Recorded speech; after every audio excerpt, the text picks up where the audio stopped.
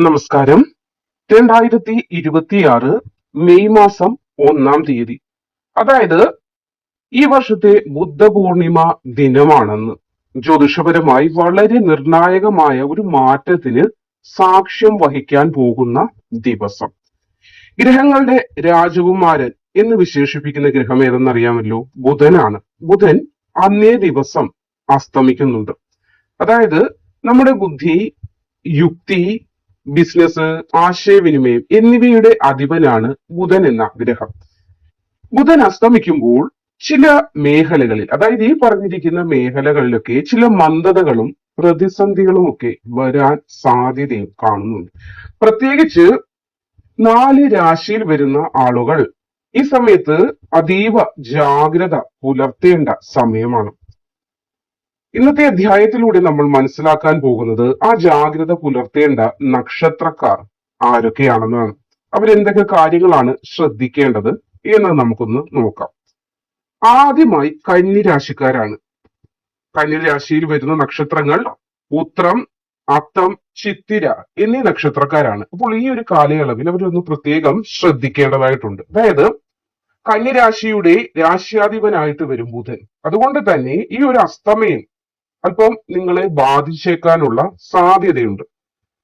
എങ്ങനെ ബാധിക്കും എന്ന് നമുക്ക് മനസ്സിലാക്കാം. ജോലി സ്ഥലത്ത് അനാവശ്യമായ കാലതാമസങ്ങളൊക്കെ അനുഭവപ്പെടാം. അതായത് ശമ്പളത്തിന്റെ കാര്യത്തിലാണെങ്കിൽ പോലും ചില കാലതാമസങ്ങളൊക്കെ വരാൻ സാധ്യതയുണ്ട്. ഇത് മുൻപേ തന്നെ നിങ്ങളിലേക്ക് മനസ്സിലാക്കി എടുക്കുകയാണെങ്കിൽ നിങ്ങൾക്ക് ഇത് വലിയ ടെൻഷൻ ഇല്ലാതെ മുന്നോട്ട് കൊണ്ടുപോകാൻ സാധിക്കും. അതായത് നമ്മൾ ആ ഒരു സമയത്ത് ഈ ഒരു പ്രശ്നത്തിൽപ്പെട്ട് വലയുമ്പോൾ നമ്മൾ അറിയുന്നില്ല എന്ത് ഗ്രഹമാറ്റം കൊണ്ടാണോ, അല്ലെങ്കിൽ എന്ത് നമ്മുടെ ഭാഗത്ത് തെറ്റുകൾ ഇല്ലാതെ തന്നെ ചിലപ്പോൾ തെറ്റുകളിലേക്ക് നമ്മൾ എത്തപ്പെടുന്നുണ്ട്.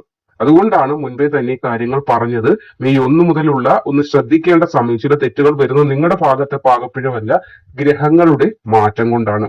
അതുകൊണ്ട് തന്നെ നിങ്ങൾ എടുക്കുന്ന തീരുമാനങ്ങളിൽ ചിലപ്പോൾ ഒരു വ്യക്തതക്കുറവൊക്കെ വരാൻ സാധ്യതയുണ്ട്. കാരണം ബുദ്ധിയുടെ കാരകത്വം വഹിക്കുന്ന ഗ്രഹമാണല്ലോ ഇവിടെ ബുധൻ. അപ്പോൾ ബുധന് ഒരു മന്ദത വരികയല്ലേ, അല്ലെങ്കിൽ അസ്തമയം സംഭവിക്കുകയല്ലേ, അതിന്റെ ഫലമായി നമുക്കൊരു തെളിച്ചമില്ലായ്മ വന്നേക്കാം. അപ്പോൾ ശ്രദ്ധിക്കേണ്ട കാര്യം കൂടി പറഞ്ഞുതരാം. സാമ്പത്തിക ഇടപാടുകൾ അല്ലെങ്കിൽ എന്തെങ്കിലും കരാറുകൾ എന്ന് പറയുമ്പോൾ രേഖകളിൽ ഒപ്പുവയ്ക്കുന്നത്. ഇപ്പോൾ ഒരു വാഹനം വാങ്ങിക്കുന്നത്, അല്ലെങ്കിൽ ഒരു വീട്, ഭൂമി എങ്ങനെ വാങ്ങിക്കുന്നതുമായി ബന്ധപ്പെട്ട് നമ്മുടെ സൈൻ ചെയ്യുന്ന രേഖകളിലൊക്കെ ഒപ്പിടുമ്പോൾ ശ്രദ്ധിക്കുക. അല്ലെങ്കിൽ ഈ ഒരു സമയത്ത് അങ്ങനെയുള്ള കാര്യങ്ങളൊന്നും സൈൻ ചെയ്യാതിരിക്കുന്നത് ഏറ്റവും ഉത്തമമാണ്. പിന്നെ ആരെയും അങ്ങോട്ട് അന്ധമായി വിശ്വസിച്ച് പണം കടം കൊടുക്കാനോ ജാമ്യം നിൽക്കുന്ന പരിപാടി ചില ആളുകൾക്കുണ്ട്, സ്നേഹബന്ധത്തിന്റെയൊക്കെ പുറത്ത്. പക്ഷെ അത് പിന്നീട് വലിയ ശത്രുതാഭാവത്തിലേക്ക് എത്തിയിട്ടുള്ളതാണ് മിക്ക പ്രശ്നങ്ങളും. അപ്പോൾ അങ്ങനെയുള്ള ഒരു സമയം ഇവിടെ സന്നിഹിതമാകുന്നുണ്ട് മെയ് 1 മുതൽ. അതുകൊണ്ട് നിങ്ങൾ അതൊന്ന് ശ്രദ്ധിക്കണം.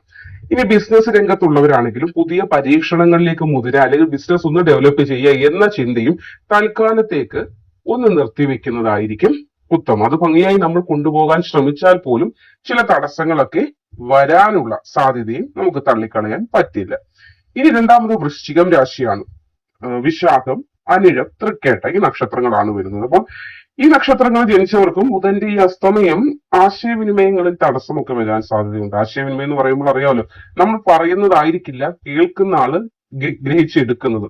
നമ്മൾ പോസിറ്റീവ് ചിന്തയിലൂടെ പറയുന്നത് കേൾക്കുന്ന ആൾക്ക് ചിലപ്പോൾ അത് നെഗറ്റീവ് വേയിൽ തോന്നാൻ സാധ്യതയുണ്ട്. അതുകൊണ്ട് കുടുംബ ബന്ധങ്ങളിലായാലും ഔദ്യോഗിക രംഗങ്ങളിലായാലും അനാവശ്യ തർക്കങ്ങൾ വന്നു ചേരാൻ സാധ്യതയുണ്ട്. സൂക്ഷിക്കുക. അപ്പോൾ സംസാരത്തിൽ എന്ത് വേണം, ഒരു മിതത്വമൊക്കെ പാലിക്കുക. പെട്ടെന്ന് ദേഷ്യങ്ങൾ, വികാര വിക്ഷോഭങ്ങളിലേക്ക് പോകാതിരിക്കുക. അതേപോലെ തന്നെ പ്രൊഫഷണൽ ജീവിതത്തിലായാലും ഒരു ക്ഷമയോടുകൂടി ഇരിക്കാനായിട്ട് ശ്രദ്ധിക്കുക. നമ്മൾ ദേഷ്യമുള്ളവരാണ്, നമുക്ക് കാര്യങ്ങളൊക്കെ അറിയാം എങ്കിൽ പോലും ഈ ഒരു സമയത്ത് നമ്മുടെ ഭാഗത്ത് തെറ്റില്ല എങ്കിൽ പോലും കൂടുതൽ അങ്ങ് പറഞ്ഞ് കാര്യങ്ങളെ കൂടുതൽ കോംപ്ലിക്കേറ്റഡ് ആക്കാതിരിക്കാനായിട്ട് ഒന്ന് ശ്രദ്ധിക്കേണ്ടത് വളരെ അത്യാവശ്യമാണ്. ഇപ്പോൾ പങ്കാളിത്ത ബിസിനസ്സിലൊക്കെ ഏർപ്പെട്ടിരിക്കുന്നവരാണെങ്കിൽ പോലും കാര്യങ്ങളൊക്കെ നല്ല രീതിയിൽ രമ്യതയിൽ സംസാരിച്ച് ക്ലിയർ ചെയ്ത് മുന്നോട്ട് പോകാൻ ഈ ഒരു സമയത്ത് ശ്രദ്ധിക്കേണ്ടത് അത്യാവശ്യമാകുന്നു. മൂന്നാമതായി ധനുരാശിയാണ്. മൂലം, പൂരാടം, ഉത്രാടം നക്ഷത്രങ്ങൾ. നിങ്ങൾക്ക് ഇവിടെ മാനസികമായ ഒരു സമ്മർദ്ദങ്ങൾ വർദ്ധിക്കുന്ന സമയമായിരിക്കും.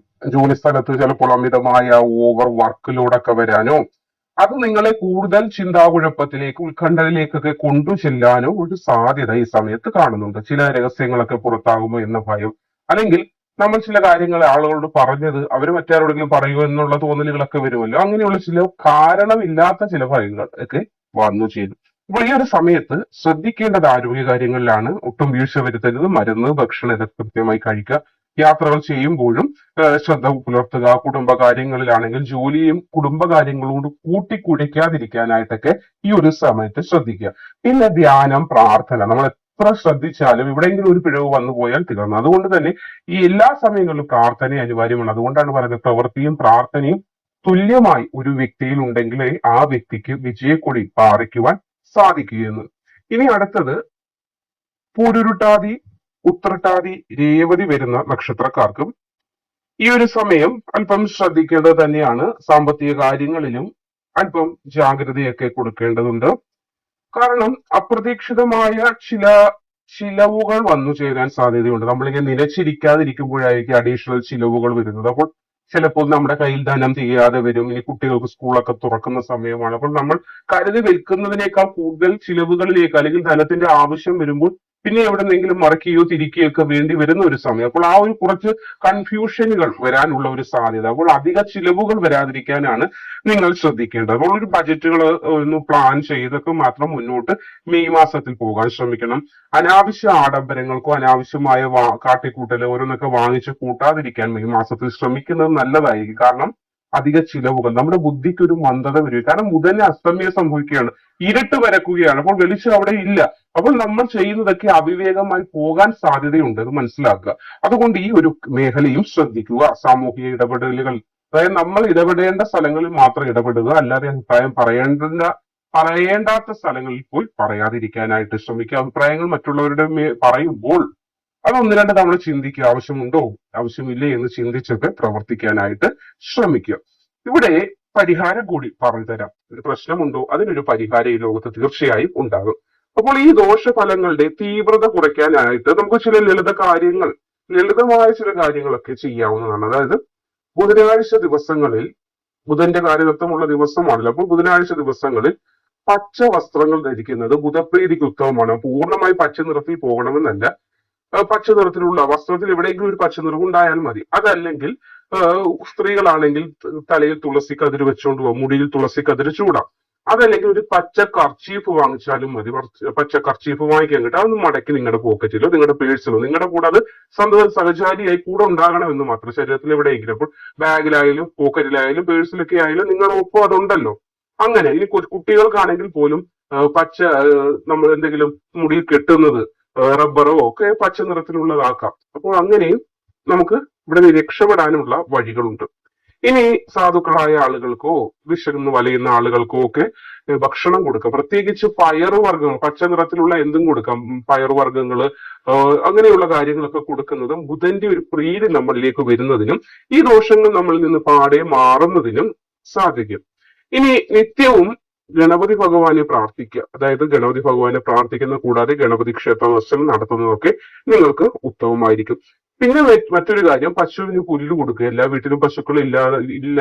അപ്പോൾ ഉള്ള ഗൃഹങ്ങളാണെങ്കിൽ അവിടെ പശുവിന് കൊടുക്കുക. അതല്ലെങ്കിൽ വഴിയിൽ നിൽക്കുന്ന പശുവിനാണെങ്കിൽ കുറച്ച് പുല്ല് നടന്നു പോകുന്ന സമയത്ത് നമ്മുടെ കൈ കിട്ടുകയാണെങ്കിൽ അത് അതിന് വെച്ചു കൊടുക്കാവുന്നതാണ്. ഈ ചെറിയ കാര്യമായിരിക്കും വലിയ മാറ്റങ്ങൾ നമ്മുടെ ജീവിതത്തിലേക്ക് തരുന്നത് എന്നതുകൂടി മനസ്സിലാക്കുക. ബുധദോഷ ശാന്തിക്കായിട്ട് ഈ കാര്യങ്ങളൊക്കെ നമുക്ക് ചെയ്യാവുന്നതാണ്. അപ്പോൾ ഈ വിവരങ്ങൾ നിങ്ങൾക്ക് ഉപകാരപ്പെടട്ടെ എന്ന് കരുതുകയാണ്. ഓരോ വ്യക്തിയുടെയും ജാതകത്തിലെ ഗ്രഹനില അനുസരിച്ച് ഫലങ്ങളിൽ മാറ്റ വ്യത്യാസങ്ങളൊക്കെ വരും. എങ്കിലും പൊതുവായി മെയ് മാസം 1-ാം തീയതി ബുധന്റെ അസ്തമയം സംഭവിക്കുന്നുണ്ട്. അപ്പോൾ ഇങ്ങനെയുള്ള ചില പ്രശ്നങ്ങളൊക്കെ വരാൻ സാധ്യതയുണ്ട്. പൂർണ്ണമായി ദോഷ പ്രശ്നങ്ങളെന്നല്ല പറഞ്ഞ, ചില ബുദ്ധിക്ക് ചില മന്ദതകൾ അല്ലെങ്കിൽ തീരുമാനങ്ങൾ എടുക്കുന്നതിൽ ഒരു കാലതാമസം വരിക, അങ്ങനെയുള്ള ചില പ്രയാസങ്ങൾ വരാൻ സാധ്യതയുണ്ട്. അപ്പോൾ അതൊന്ന് മനസ്സിലാക്കിയിരിക്കുക. കാര്യങ്ങളെ ശ്രദ്ധയോടുകൂടി മുന്നോട്ട് കൈകാര്യം ചെയ്തു പോകാനായിട്ട് ഈ വീഡിയോ നിങ്ങൾക്ക് ഉപകാരപ്രദമാകട്ടെ എന്ന് ആശംസിക്കുന്നു. നന്ദി.